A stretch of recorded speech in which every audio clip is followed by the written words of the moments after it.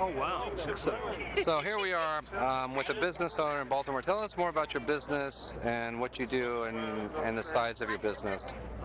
Adrian Harpool Associates. There are 6 people in the company.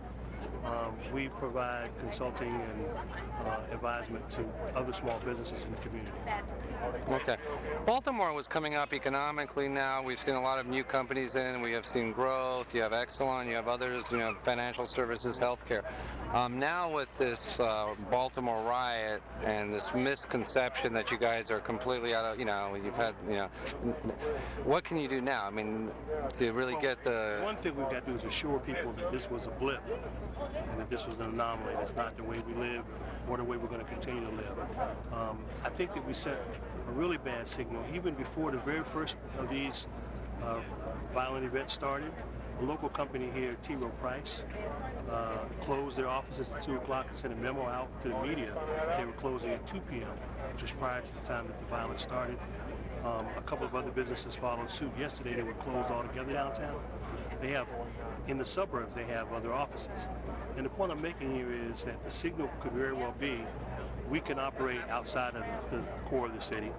A lot of businesses have already gone out for cheaper real estate, be closer to some of their employees' homes in the suburban areas.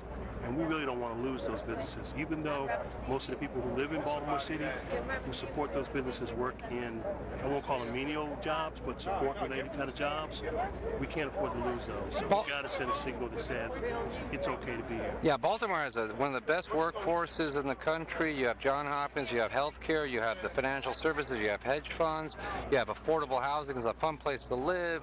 You have a really cool downtown, and you got all entrepreneurs, Can we get the other business leaders to be out here talking like you are? I think we're going to turn the corner on that. It's going to just be a matter of, one is we need a couple days consecutively of calm and quiet like we've had today. Yeah. So that people can feel as though there aren't going to be problems. Hopefully some of the other businesses will come together. And if they don't come out here, because this is fine, everybody won't want to do this. But there's a lot that they can do. Yeah. They can restate their commitment to operating in the city.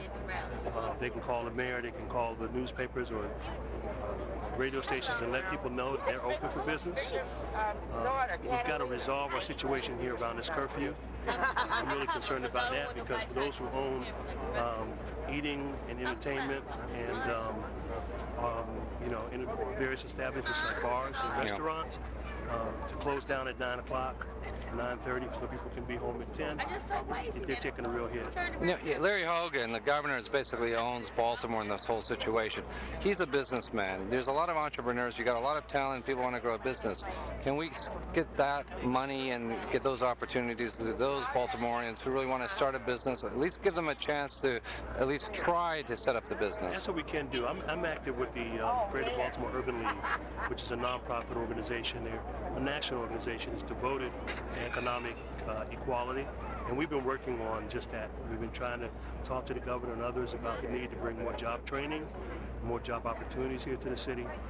We run several programs, one of them which trains young people to be coders and programmers, and they're already, we've got young guys, single father who's making $100,000 a year. He works a lot of overtime, but his hourly pay is not $10, it's not $12 or $13. He makes substantial money, and he's been able to be a role model to other kids in his community who have a propensity for things like video games and others, to see how they can use that talent that they have to actually get themselves a real career without a college degree. And so that's the kind of thing we're trying to do. We're looking for inventive ways. I had a conversation with someone a little while ago about the guys who sell water on the street. In Baltimore, we know in the summertime, almost any major intersection you go to, there's somebody selling water or soda out of a cooler.